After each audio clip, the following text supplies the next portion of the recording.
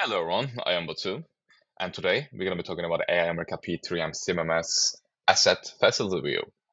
As you can see, we have different facility layouts, but in this video, we're going to be going with Springfield plant. Let's click on that.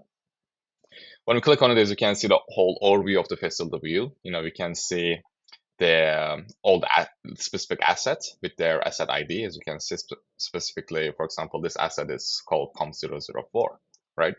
The greens are, means that we don't have a problem. They're all active. They're all available, and the rest are, they're unavailable at the moment, and that there's a problem going on.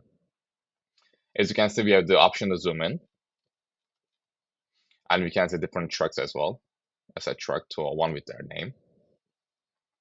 For example, we have the option to, when we go to the, it's all interactive, as you can see.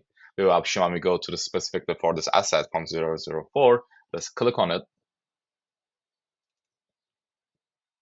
When you click on it, you can see this description and the status. As you can see, status is down. We can also create a work request for this asset because, there's a problem is going on.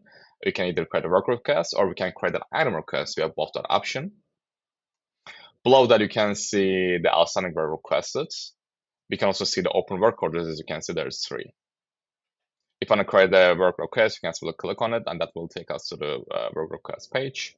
And if you want to create an item request, we can do that as well by creating an item request, and that will take us to the item request main page.